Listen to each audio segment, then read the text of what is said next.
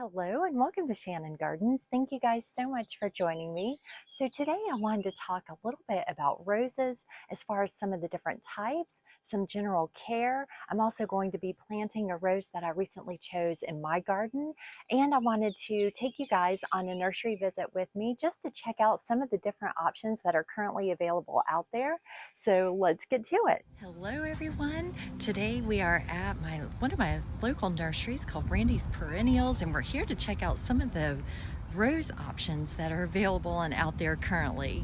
You guys look at these beautiful roses. Look at this one. Oh my gosh. That's called George Burns. Beautiful purple. And look at the petals in the middle. And that is Twilight Zone. Here's another beautiful rose, and that is the Barbara Streisand.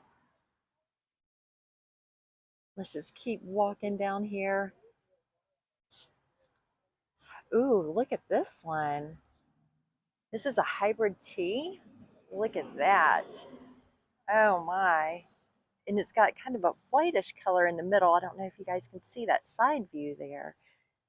And that is picture perfect. I would agree. Okay, this one isn't blooming yet, but this is a grandiflora variety called Uptown Girl. But look at those colors and the petals. There's the tag for it. And this is a grandiflora called Miss Congeniality. Show you guys one of the ones that's just starting to bloom here. Okay, I'll show you guys a picture of this one. It's called Candy Cane Cocktail. That's beautiful. And this is a Floribunda rose. You guys look at this. This is called Joseph's Coat, and it is a climber. And look at the different colors here. So you've got all these colors just on this one stem. You've got these beautiful blooms over here. That is gorgeous. Here we have the Sun Sprite Floribunda. I'll show you guys the tag here. Oh my gosh. That's a beautiful, vibrant yellow. Okay, here's another hybrid tea. I've never seen this. It's called Blue Girl, and I'll try to show you guys. Here's one of the blooms here. I'll show you another one that's about to open right here. Here's the Cinco de Mayo Floribunda in this beautiful color. This one hasn't bloomed yet, but it's called Heavenly Scented. It's got that peach coloration. That's another hybrid tea.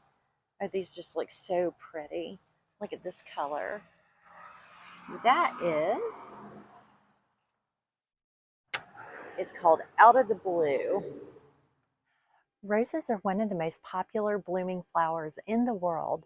They need at least 6 to 8 hours of full sun, although they do best in full sun with well-draining soil. If they do get less sun, they tend not to bloom as well, and they are more prone to pests and diseases. Some of the different varieties of roses are the hybrid tea, which have large blooms on long stems and are upright, vigorous growers. Then there's the Floribunda, and those have clusters of flowers on each stem. They're upright growers, but not quite as tall as the hybrid teas. They are usually hardier and more disease resistant than hybrid teas, and are considered easier to grow than the hybrid teas and grandiflora.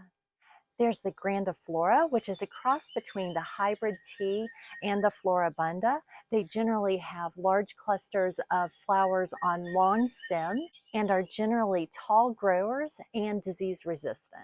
There are climbing roses, which are abundant bloomers from tip to ground, and those have a sprawling habit, so those are good for arbors and trellises. There are also English roses, which are antique looking, and they have large blooms and ruffled petals. They are mostly fragrant and prolific bloomers and need more maintenance than others.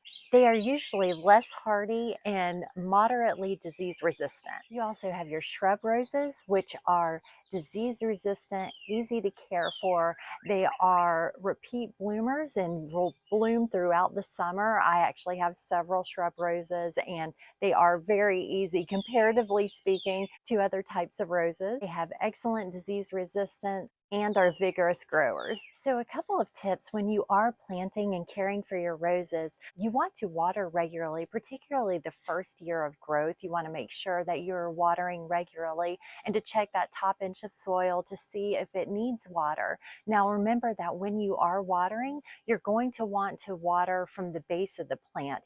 You want to try to avoid getting those leaves wet to help prevent fungus development and disease. So one of the suggestions I heard in a recent class as well was using a soaker hose, which I haven't done before, but I actually intend upon trying that this year. I think that's going to be a lot easier to water the roses in particular. You'll also want to make sure to keep up on a fertilizing schedule, and you begin fertilizing in the spring when you're seeing your growth there in your roses, and then continue through the season. So just make sure when you are fertilizing to check that fertilizing schedule on the fertilizer that you're choosing to use. And I actually document it in a calendar so that I can keep up with it and make sure that I am fertilizing appropriately. Now, when you're pruning or deadheading your roses, and bear in mind that when you do deadhead, that is going to help to encourage more growth and more blooms. So that is something that I try to do regularly.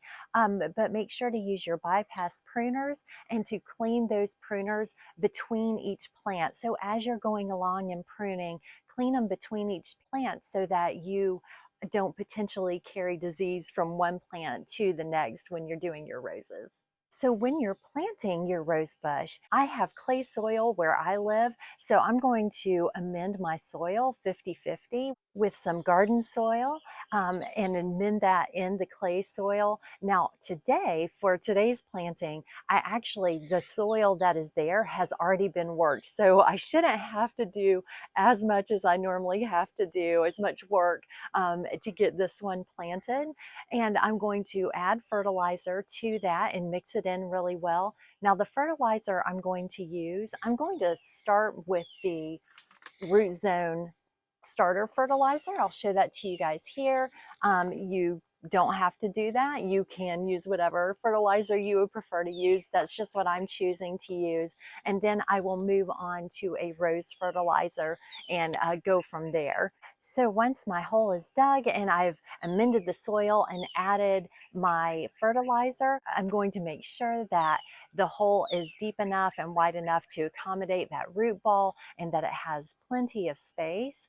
And then I'm going to actually put about 6 to 8 inches of that amended soil down into the hole and then place my rose bush on top of that and then fill in around the rose bush. And I will build it up a little bit toward the end there so that I can provide and help to provide good drainage for the rose.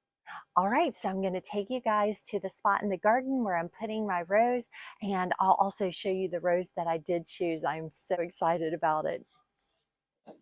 Okay, you guys, so here is the rose that I decided to go with. This is the Sunset Horizon Rose, and I will tell you what specifically stood out to me regarding this plant is the fact that in all the varieties that they had there, these rose bushes that they had consistently had a variety of different colors on the one rose bush. And upon looking at it further, I found that these actually start as bright yellow flowers and fade from yellow to deep pink and then cherry red. So that would explain the color variation, and I just thought that that was such an attractive plant to add to the landscape. So I can't wait to get it in the ground.